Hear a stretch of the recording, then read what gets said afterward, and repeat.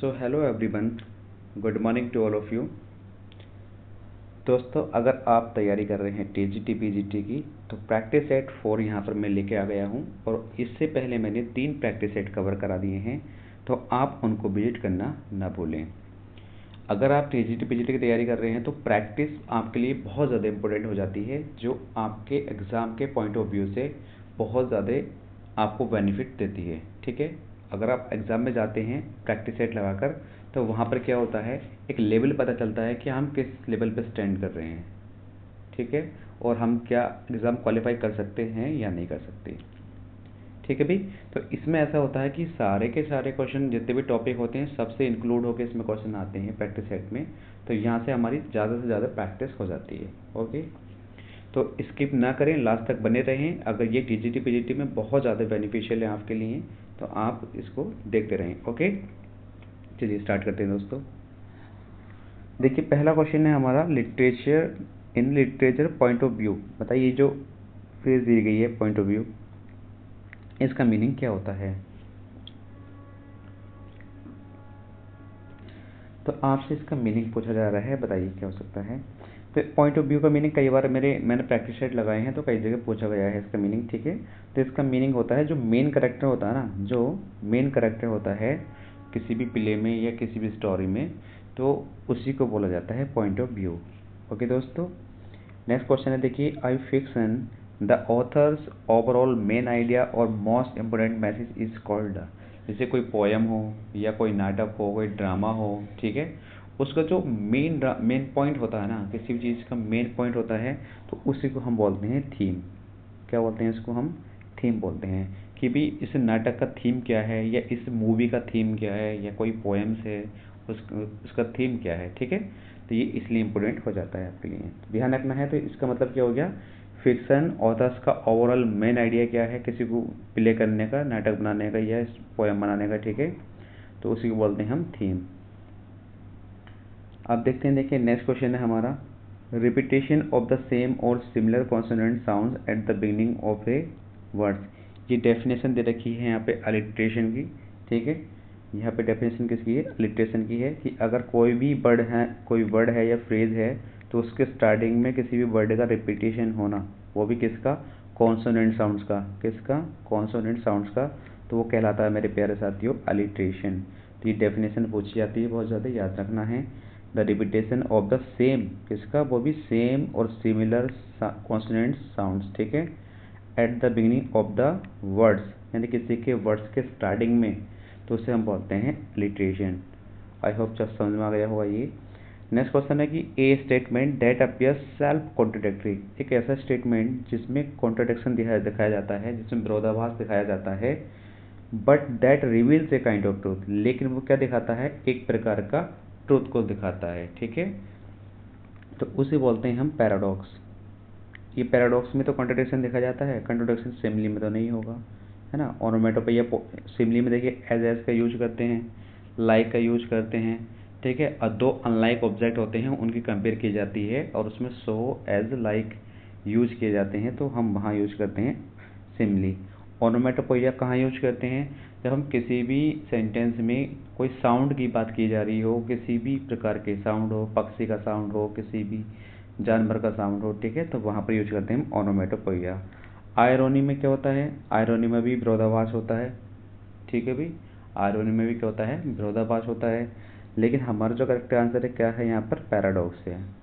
Okay, चलिए, तो ये हमारे ना फिगर ऑफ स्पीच हैं, जिसे हम बोलते हैं क्या, फिगर ऑफ स्पीच होता है, एक होता है पर्स स्पीच। ठीक है, तो ये आपको अच्छे तरीके से पढ़ना है ना, बहुत ज़्यादा पूछे आते हैं एग्जाम में आपके।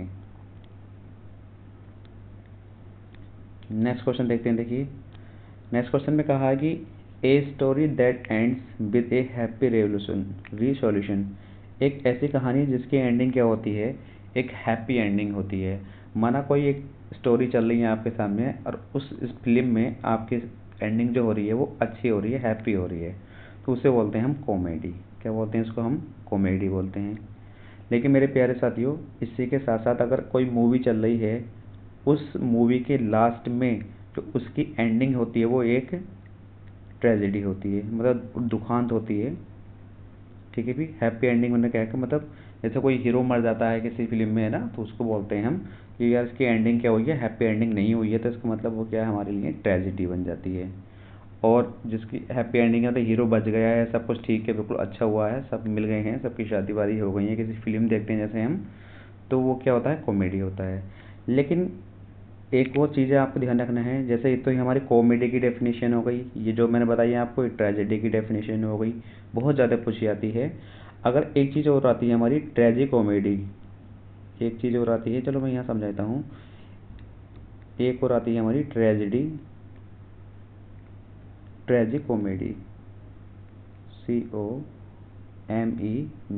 ट्रेजिडी कॉमेडी क्या होता है, एक ऐसी स्टोरी जिसकी स्टार्टिंग तो हुई किससे, ट्रेजिडी से, लेकिन एंड किससे हो रहा है इसका, कॉमेडी से। बात समझ में आ रही है। देखिए एक ऐसी ट्रेजिडी जो स्टार्ट तो होती है हमारी ट्रेजिडी से, ट्रेजिडी का मतलब क्या होता है, बहुत ज़्यादा दुखांत भरा कहानी, स्टार्टिंग में तो बहुत दुख मिलेगा और परेशानियाँ मिल दिखाई देंगी, ट्रेजिडी ही दिखाई देगी, लेकिन वो लास्ट में आके कॉमेडी में चेंज हो जाता है, उसका मतलब वो सब कुछ ठीक हो जाता है, हैप्पी एंडिंग होती है इसकी लास्ट में। तो इस तरीके की स्टोरी को बोलते हैं हम ट्रेजिडी, क्या बोलते हैं हम, ट्रेजी कॉमेडी। जैसे विलियम शेक्सपियर की द टेम्पेस्ट है, ठीक है भी, द टेम्पेस्ट है, ठीक है, ए विंटर्स टेल्स है, पैरिकल्स है जिसका टाइटल प्रिंस ऑफ टायर्स है। तो इस तरीके की जो स्टोरी होती है ये क्या है, हमारी ट्रेजी कॉमेडी है। इनमें क्या होता है, स्टार्टिंग में तो मतलब ट्रेजिडी होती है, दुख भरी कहानी होती है, लेकिन बाद में उनकी एंडिंग जो होती है वो हैप्पी होती है। ओके दोस्तों, तो ये कहानी हो जाती है हमारी एक्स्ट्रा पॉइंट की। चलिए अब हम अपने पूछते हैं क्वेश्चन पर। तो आई होप समझ में आ गया होगा। ये स्टोरी का देखिए एंड जो हो रहा है वो क्या हो रहा है, happy resolutions of a conflicts face the main characters.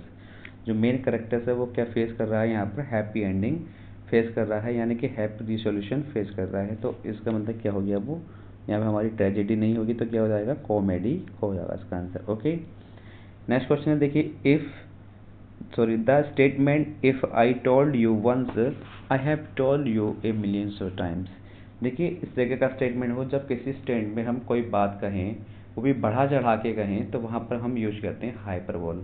Hyperbole का मतलब होता है अतिशयोक्ति, ठीक है, कोई बात को बढ़ा चढ़ा के कहना कि भी मैंने तुझसे लाखों बार कहा है, करोड़ों बार कहा है ना। तो इस तरीके के क्वेश्चंस कहाँ आते हैं हमारे, ये आ जाते हैं हमारे हाइपरबोल में। तो यहाँ पर आंसर हो जाएगा आपका हाइपरबोल, ठीक है। हाइपरबोल समझ में आ गया है आपको। जैसे क्या देखिए यहाँ पे क्या कहना चाह रहा है, if I told you once, मैं तुमसे एक बार कहा, I have told you a millions of times, मैं तुमसे मिलियंस ऑफ टाइम कहा, ठीक है। तो यहाँ बढ़ा चढ़ा के बहुत बात कह रहा है। जैसे और एग्जाम्पल मैं बताऊँ आपको, एक और एग्जाम्पल है मैकबेथ का, ऑल द अरेबियन परफ्यूम्स, ऐसा परफ्यूम वाला क्वेश्चन है, ठीक है। ऑल द, ऐसी कुछ मेरी लाइन याद नहीं आ रही है, जैसे कि हिंदी में बता देता हूँ चलो। तो मैकबेथ, जैसे कि मैकबेथ की जो वाइफ है लेडी मैकबेथ, वो किंग डंकन का मर्डर करवाती है, उसके बाद उसे अफसोस होता है, उसके वो कहती है कि मेरे हाथों पे ऐसा खून लग गया है कि दुनिया भर का परफ्यूम आप ला के मेरे हाथों पर डाल दोगे ना, तो भी मेरे हाथों से उस ब्लड की बदबू नहीं जानेगी है, ठीक है। तो वो बड़ी प्यारी सी कोट से, वो याद नहीं आ रही है,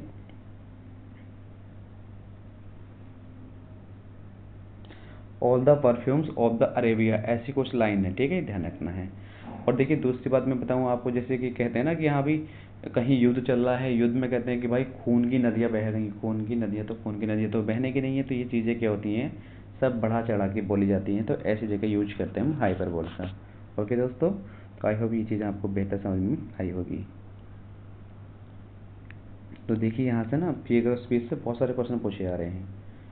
ओके, देखिए नेक्स्ट क्वेश्चन है हमारा, a poem consisting of 4 lines, एक ऐसी पोएम जो कंसिस्ट होती है किससे, 4 लाइन से, या 4 लाइन्स ऑफ पोएम्स, तो can be considered a unit. बताइए अगर जो ऐसी पोएम जो 4 लाइनों से मिलकर बनी होती है उसे हम बोलते हैं क्वार्टेन, क्या बोलते हैं इसको हम, quatrain. Okay, father of our country and the great emancipator are the examples of.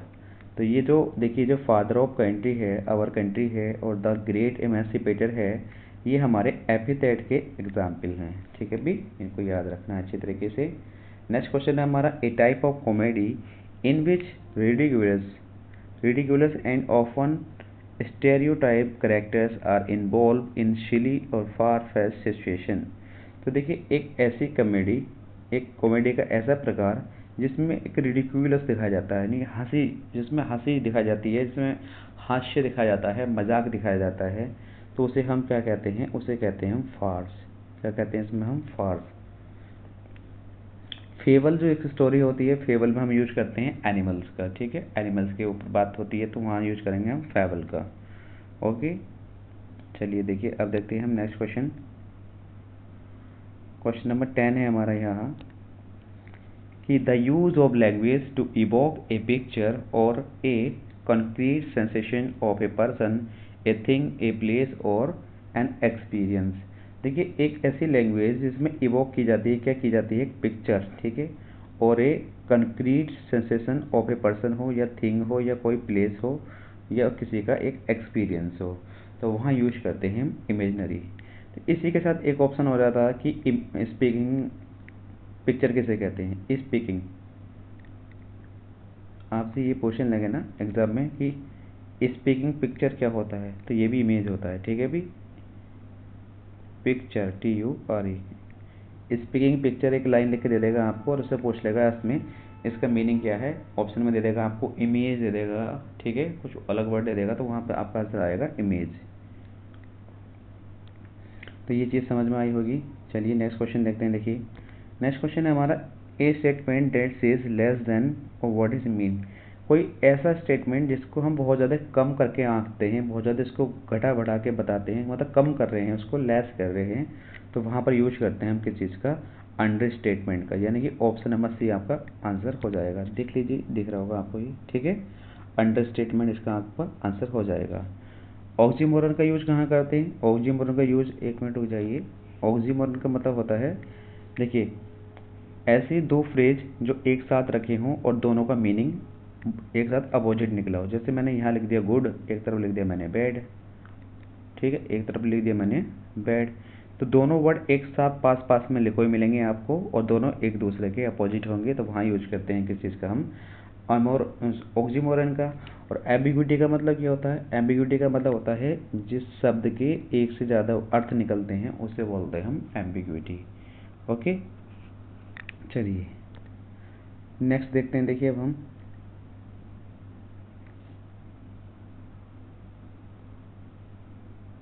Next question है मेरे प्यारे साथियों, bright story told to illustrate a point और serve as an example of something often showing character of an individual.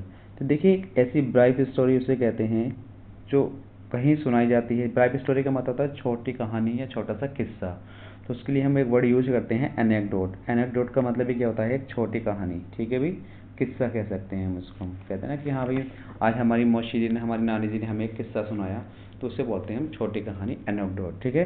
तो bright story का मतलब समझ में आएगा संक्षिप्त कहानी। तो इसी से मैं समझ गया था, मुझे पूरी लाइन पढ़ने की भी जरूरत नहीं थी, तो ये मेरा आंसर हो जाता। देखिए अब नेक्स्ट क्वेश्चन है हमारा क्या, which of the following bugs is not one of the Galsworthy's play. अब देखिए जॉन्स गासबर्दी के बारे में बात चल रही है, वो कह रहा है कि ऐसा कौन सा बर्ग है जो जॉन्स गासबर्दी का नहीं है। तो देखिए द सिल्वर बॉक्स इन्हीं का है, स्ट्राइफ इन्हीं का है और जस्टिस भी इन्हीं का, लेकिन द सिल्वर स्पून जो है इनका वर्क नहीं है। ओके, तो ये आपका करेक्ट आंसर हो जाएगा। क्वेश्चन नंबर नेक्स्ट देखते हैं।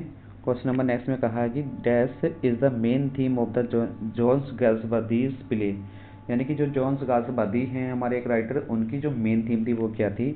तो आप उसका आंसर हो जाएगा option number C, social problem of his life. उनकी जो लाइफ थी, उनकी social problem of his life, ये इसका आंसर हो जाएगा, ठीक है भी दोस्तों।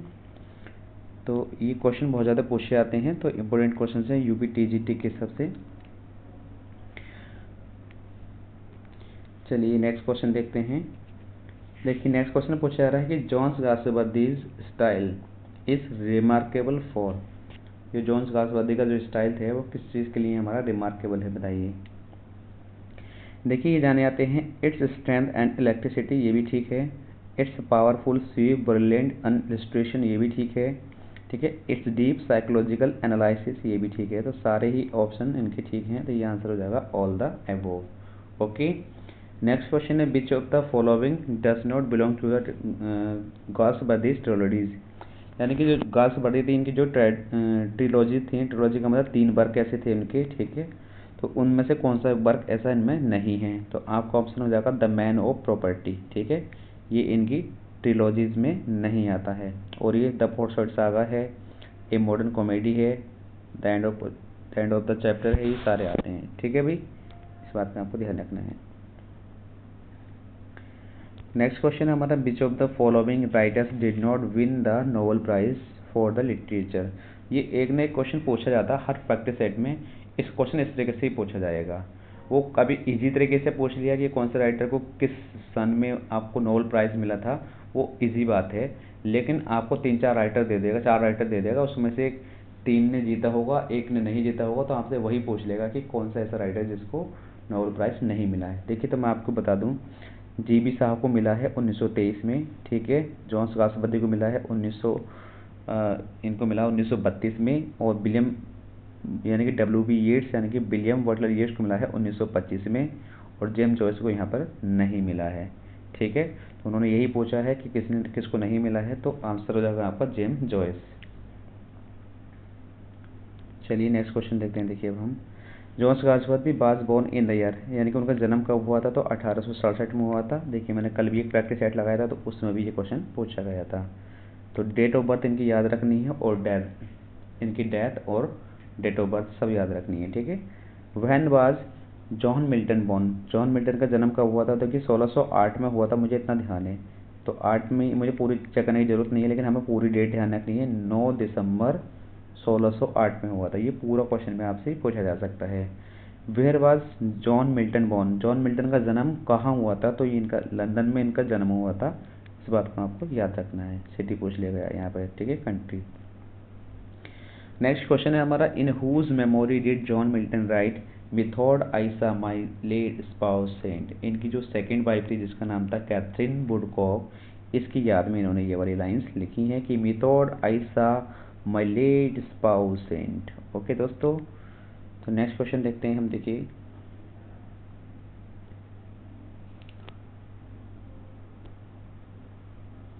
मेरा जो स्कोर था देख 33 समथिंग आया था। तो उस टाइम मैं बगैर तैयारी के चल रहा था, तो उस टाइम तैयारी स्ट्रॉन्ग नहीं थी मेरी, ग्रामर भी वीक थी और लिटरेचर भी वीक थी। तो उस टाइम मेरा स्कोर कम आता था, 50 में से 33 35 समथिंग इतना ही आता था। ओके, तो क्वेश्चन नंबर 22 है दोस्तों, when was paradise lost. Paradise जो लॉस्ट इनका बहुत ज़्यादा एपिक पोएम है, ठीक है। एपिक पोएम का मतलब होता है महाकाव्य, जो 12 बुक्स में लिखी हुई है। तो वो कब पब्लिश हुई थी, तो आपका आंसर हो जाएगा 1667 में इसको पब्लिश किया गया था। ओके, नेक्स्ट क्वेश्चन है, in which of the following works did Milton promote freedom of speech and opposing license and censorship. तो इसका आंसर हो जाएगा आपका एरोबाजिटी का। ये मिल्टन्स का ही वर्क है, ठीक है, ध्यान रखना है। नेक्स्ट क्वेश्चन है, पैराडाइज लॉस्ट कंप्राइज, बताइए पैराडाइज जो लॉस्ट है कितनी बुक्स से मिलकर बनी है। मैंने अभी बताया था आपको, एपिक वर्क है इनका ये पैराडाइज लॉस्ट, और ये 12 बुक्स से मिलकर बनी है। पहले इसमें 10 बुक्स थी, ठीक है, लेकिन ये बाद में 12 बुक्स में आया था। अब क्वेश्चन है हमारा, Paradise Lost is in written in. देखिए, जो पैराडाइज लॉस्ट है वो किस में लिखा गया है, हमारा ब्लैंक वर्स में लिखा गया है। ब्लैंक वर्स का मतलब होता है unrhymed iambic pentameter, unrhymed iambic pentameter. Okay, इसका मतलब होता है ब्लैंक वर्स का। नेक्स्ट क्वेश्चन है हमारा, देखिए द फेमस लाइंस दे रखी हैं इसमें, बोला गया है कि the word though the field we lost all is not lost spoken by. बताइए किसने बोली हैं ये लाइनें, तो what thought the field be lost all is not lost, ये कहा है हमारे शैटर ने, ठीक है भी, ये याद रखना है आपको। नेक्स्ट क्वेश्चन है हमारा, देखिए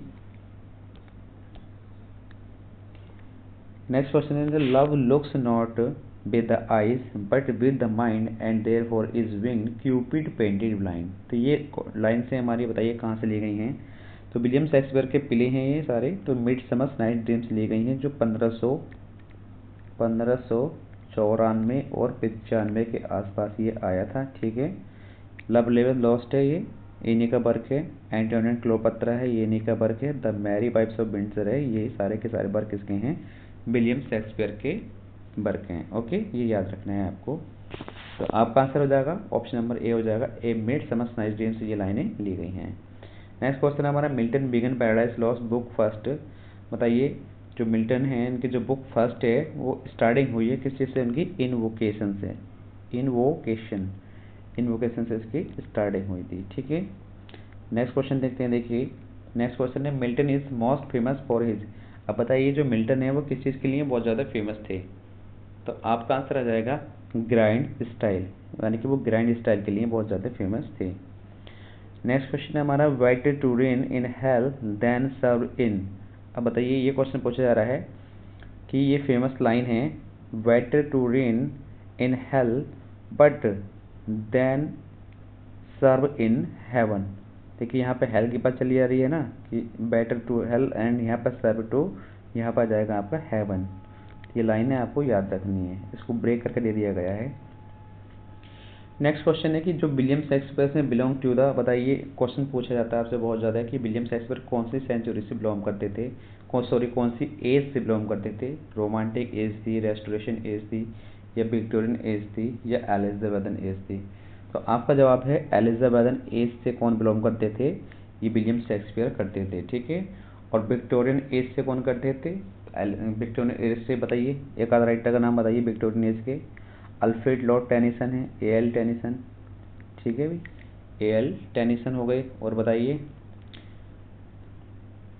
जो विक्टोरियन एज से बिलोंग करते हैं। रोमांटिक से बता दीजिए, चल रोमांटिक से देखिए जॉन कीट्स हैं, पी.बी. शेली हैं, है ना, विलियम वर्ड्सवर्थ हैं, ये सारे क्या हैं हमारे रोमांटिक एज से बिलोंग करते हैं।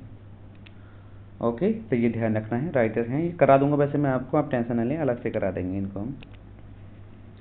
नेक्स्ट क्वेश्चन है हमारा कि who is known as the melancholy man. एक प्ले है हमारा एज यू लाइक इट, उसमें कहते हैं कि हमेशा एक ऐसा पर्सन था जो हमेशा उदास रहता था, कुछ ना कुछ सोचता रहता था, बहुत ज़्यादा उदास रहता था, तो वो था हमारा जैक्यूज। ठीक है भाई, ये याद रखना है। Which of the following is not a character as you like it. तो कह रहा है कि एज यू लाइक इट में ऐसा कौन सा करेक्टर जो एज यू लाइक इट में नहीं है। Rosalind as you like it में है, ऑर्लैंडो है और सीलिया है, लेकिन पोर्सिया जो है ये मर्चेंट ऑफ वेनिस में है, और एक जूलियस और सीजर है, उन दोनों बिलों में ये दिखाई है हमारी। ठीक है, पोर्सिया, यानी कि ये हमारी एज यू लाइक इट में नहीं है। ओके, तो ऑप्शन नंबर डी इसका आंसर हो जाएगा। अब देखते हैं, देखिए हम नेक्स्ट क्वेश्चन 34 क्वेश्चन है। 34 क्वेश्चन में बोला गया है कि Fortinbras is a character in Shakespeare's. तो फोर्टिनब्रेंस जो करेक्टर है वो शेक्सपियर के हैमलेट एक प्ले है उसमें दिखाया गया है। ठीक है, ये कहाँ का किंग है, ये वहाँ का एक किंग है, किंग ऑफ, शायद ऐसे ध्यान नहीं आ रहा है मुझे, तो किसी कहीं दूसरे देश का किंग है ये, वहाँ पे इसमें दिखाया गया है फोर्टिनब्रेंस। ठीक है, अब देखिए नेक्स्ट क्वेश्चन क्या है, the main theme of Shakespearean sonnets. तो शेक्सपियरियंस की जो सोनेट्स थी उनकी मेन थीम क्या थी, वो लव थी। क्या थी, लव, याद रखना है। A Shakespearean sonnets ends with a, Shakespearean sonnets थी हमारी, ठीक है, जैसे हम इंग्लिश सोनेट्स भी कहते हैं, मिल्टोनिक सोनेट्स भी कहते हैं, तो उसकी एंडिंग किस चीज़ से होती है, एक कपलेट से होती है, और कपलेट पर क्या होता है, जी जी होता है। ठीक है, ये याद रखना है। The total number of sonnets written by Shakespeare. तो बताइए जो विलियम शेक्सपियर उन्होंने कितने सोनेट्स लिखे, टोटल 154 सोनेट्स लिखे हैं। ये क्वेश्चन तो आपके बिल्कुल याद ही होगा। ओके, नेक्स्ट क्वेश्चन देखते हैं मेरे प्यारे साथियों। Life is what a walking shadow a poor plays course occurs in Shakespeare's. बताइए life is a walking shadow, ये जो लाइन है बड़ी प्यारी कोर्स है, ये इनकी एक ट्रेजेडी है मैकबेथ, वहाँ से ली गई हैं। ठीक है भाई, तो ये ध्यान रखना है, मैकबेथ से ली गई हैं, और ये लेडी मैकबेथ ने बोली है line. In Galsworthy's justice the law is what is a majestic edifice sheltering all of us each stone of which rest on another has been said by. ये किसने कहा, ये लाइन किसने कही है कि गासवर्दी का जो जस्टिस है the lease in what it is a majestic Aedes है ना, ये किसने कहा है, जजिस ने कहा है। किसने कहा, ये जजिस ने कहा है। ओके, क्वेश्चन नंबर 40 देखते हैं। क्वेश्चन नंबर 40 में कहा गया है कि why what age had Milton become totally blind, यानी कि कितना एज था जब वो बिल्कुल ब्लाइंड हो गए थे, अंधे हो गए आंखों से पढ़ते पढ़ते, तो वो 44 एज के थे उस टाइम जब वो ब्लाइंड हुए थे। ए सॉन्ग ऑफ सोरो, एक ऐसा सॉन्ग जिसमें सोरो दिखाया जाता है, दुख ही दुख दिखाया जाता है, तो उससे बोलते हैं हम एलिजी। ठीक है, क्या बोलते हैं उसको, हम एलिजी बोलते हैं। लैमेंटेशन भी मिल सकता है आंसर में आपको। Okay, octave in a sonnet consist of, जो ऑक्टेव होता है, ठीक है, कंसिस्ट कितने 8 लाइन से मिलकर बना होता है। ऑक्टेव का मतलब भी 8 लाइन्स होता है, ठीक है भाई, ये याद रखना है। नेक्स्ट क्वेश्चन है हमारा, which of the following phrases best characterise the late 19th century aesthetics movements. तो इसका जो बड़ा प्यारा सा आंसर है ना, आर्ट फॉर आर्ट सेक्स, ये इसका आंसर हो जाएगा। ओके, अब देखते हैं नेक्स्ट क्वेश्चन। हम नेक्स्ट क्वेश्चन हमारा स्टॉप है, एंटी स्टॉप है और इपोड है। ये 3 टर्म्स है हमारी, स्टॉप है, एंटी स्टॉप है और ये इपोड है। ये एक प्रकार के क्या है, ये क्लासिकल ओड हैं। क्या है ये, ओड है, सारी की सारी क्लासिकल ओड हैं, ये भी ध्यान रखना है, ठीक है। नेक्स्ट क्वेश्चन है हमारा, who said that in the Paradise Lost book first Milton belongs to the devil's party without knowing it. इसका आंसर हो जाएगा William Blake. William Blake next page पर है, वो दिखा देते हैं हम आपको, ठीक है भाई। देखिए विलियम ब्लेक, ऑप्शन नंबर आपका डी हो जाएगा, ये आगे इसका answer William Blake. Next question है, it was the best of time, it was the worst of time. देखिए यहाँ बेस्ट बताया जा रहा है, यहाँ वर्स्ट बताया जा रहा है, और दोनों क्या है, ये फ्रेज हैं। जब इस तरीके की बात चलती है, दो फ्रेज अलग अलग हों और दोनों में एंटोनियम वर्ड्स यूज हो रहे हों, तो वहाँ पे एंटीथेसिस होता है, ठीक है भाई। क्या होता है वहाँ पर, एंटीथेसिस होता है। सिमिली में तो मैंने आपको बता दिया है, सो एज लाइक का यूज करते हैं, दो अनलाइक ऑब्जेक्ट का हम कंपेयर करते हैं। लेकिन मेटाफर में भी दो अनलाइक ऑब्जेक्ट का कंपेयर करते हैं, लेकिन इसमें सो एज का यूज नहीं करते हैं। ऑक्सीमोरन का मैंने आपको ये भी बता दिया है कि दो वर्ड होते हैं, ठीक है, और दोनों एक दूसरे के जस्ट अपोजिट होते हैं और ये बिल्कुल पास पास में रखे होते हैं एक साथ में। ओके, तो ये चीज़ भी आपको पता है। नेक्स्ट क्वेश्चन है, love is an idle thing, marriage is a real thing. देखिए यहाँ पर भी क्या है, लव को उसने आइडल बताया है और यहाँ पर रियल बता दिया है, तो यहाँ पर भी अपोजिट की जा रही है और यहाँ पर ये पूरी एक क्लाउज है और ये भी यहाँ पर पूरा एक क्लाउज है, तो यहाँ पर भी क्या हो जाएगा, हमारा एंटीथेसिस हो जाएगा। ओके दोस्तों, नेक्स्ट एग्जाम्पल हमारा, let us go to bed now. ये बड़ा प्यारा सा एग्जाम्पल है, इसमें ये हमारा क्या है, फन से रिलेटिव है। किससे, फन। फन का मतलब होता है ए प्ले ऑफ वर्ड्स, एक ऐसा प्ले जो वर्ड से बना हो, शब्दों से बना हो, ठीक है भाई। तो इसका बड़ा प्यारा सा एग्जाम्पल, बहुत पूछ गया है ये क्वेश्चन। नेक्स्ट क्वेश्चन देखते हैं तो कि दोस्तों, और ये हमारा शायद लास्ट क्वेश्चन होंगे। तो फिगर ऑफ स्पीच से हम देख रहे हैं कि बहुत ज़्यादा क्वेश्चन पूछे आ रहे हैं। ओके, नेक्स्ट क्वेश्चन है हमारी, just shock observer of life, it helps us take the billows. तो ये जो लाइन है, हमर इज द शॉक ऑब्जर्वर, ठीक है। देखिए हमर, अरे एक मिनट रुकिए भाई, हमर is the shock observer of life. तो इस लाइन में क्या है आपका, देखिए पर्सोनिफिकेशन तो नहीं होगा। अगर हम ऑप्शन एलिमिनेशन भी सीखें तो ऑप्शन एलिमिनेशन कैसे कर सकते हैं। पर्सोनिफिकेशन का मतलब होता है जब हम किसी निर्जीव चीज़ को सजीव मान लेते हैं, तो वहाँ पर्सोनिफिकेशन का यूज हम करते हैं। तो इसमें ऐसे सेंस नहीं आ रहा है, सिमिली तो होएगा ही नहीं इसमें, क्योंकि सो एज का यूज कहीं नहीं हो रहा है।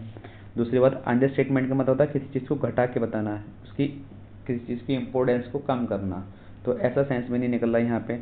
तो अगर हमें मेटाफर का एग्जाम्पल ये पता भी नहीं चल रहा ना, तो ऑप्शन नंबर सी एक ही बचा हमारा, तो यही हमारा आंसर आ जाएगा, है ना। तो इस तरीके से हम अपना ऑप्शन एलिमिनेट भी कर सकते हैं। अब देखिए नेक्स्ट क्वेश्चन है, इसी वीडियो का लास्ट क्वेश्चन है, ब्रिंग, है ना। ब्रिंग ऐसे मतलब ये होता है, एक साउंड निकलता है, ये जैसे मक्खी होती है ब्र करती रहती है, कोई भी पक्षी होता है या कुछ भी होता है, उनकी जो आवाज़ होती है चीची चीची करने की, कुछ भी, तो साउंड से रिलेटिव जो भी वर्ड हो, जो भी लाइन्स दी गई हो, तो वहाँ पर यूज करते हैं हम ओनोमेटोपोइया। ओनोमेटोपोइया यानी कि साउंड से रिलेटिव कोई सा भी एग्जाम्पल हो तो वहाँ पर ओनोमेटोपोइया होता है। तो मेरे प्यारे साथियों, आज के इस वीडियो में हमने 50+ इंपॉर्टेंट क्वेश्चन सेलेक्ट किए थे, ठीक है, और इसी के साथ मैंने जो भी एडिशनल इन्फॉर्मेशन थी वो आपको यहाँ पे साझा की है। और वीडियो को स्किप ना किया करें, लास्ट तक बने रह करें, क्योंकि देखिए अगर आपको एग्ज़ाम क्वालिफाइड करना है, तो अगर सक्सेस पाना चाहते हैं तो सक्सेस का कोई शॉर्टकट नहीं होता है, हमें ठीक ठाक डिटेल में पढ़ना होता है। देखिए ठीक ठाक सैलरी मिलती है तो 70-80 हज़ार रुपये आपको सैलरी भी मिलेगी। तो इसका मतलब ये तो नहीं कि शॉर्टकट से पढ़ के आप उसको एग्ज़ाम क्वालिफाई कर जाएंगे। तो डिटेल में हमें पढ़ना पड़ेगा, एक एक पॉइंट समझना पड़ेगा, एक एक लाइन समझनी पड़ेगी कि इस लाइन में ये क्या कहा जा रहा है, इसका रीज़न क्या है, इसका मतलब क्या है, ठीक है। तो ये चीज़ें हमें डिटेल में पढ़नी पड़ती हैं। अब हमने देखिए ये प्रैक्टिस सेट आपके सामने लगाया है, तो आपको इस चीज़ से निष्कर्ष निकल के यहाँ पर ये आ गया होगा कि किस तरीके के क्वेश्चन पूछे आ रहे हैं, कहाँ से, किस किस टॉपिक से कितने क्वेश्चन पूछे आ रहे हैं। और हम अभी तो ये 50 क्वेश्चंस कवर कर रहे हैं, लेकिन आपको जो एग्ज़ाम में मिलेंगे वो 125 क्वेश्चंस मिलेंगे, 125 क्वेश्चंस, ठीक है। तो अभी हम यहाँ पे क्या है 50-50 क्वेश्चन लेके उनको हम प्रैक्टिस कर रहे हैं मोर देन। अभी इसके बाद हम कम से कम 20 से 30 सेट हैं मेरे पास जो पूरे 125 क्वेश्चंस के हैं, वो भी हम यहाँ पे कवर करेंगे। ठीक है, अभी फ़िलहाल हम एग्ज़ाम भी नज़दीक नहीं है, अभी डेट भी मेंशन नहीं हुई है, तो हम आराम से धीरे धीरे चल रहे हैं। एग्ज़ाम टाइम पे इसका लिमिट बढ़ा देंगे। ओके दोस्तों, तो चैनल को सब्सक्राइब जरूर कर लेना अगर वीडियो आपको पसंद आती है तो, और बेल आइकन प्रेस कर देना ताकि कोई भी नेक्स्ट वीडियो आती है तो उसका नोटिफिकेशन आपको मिल जाएगा। ओके, और ज़्यादा से ज़्यादा शेयर करना। तो आज के लिए इतने ही रखते हैं। थैंक यू एवरीवन, और मिलेंगे नेक्स्ट वीडियो में।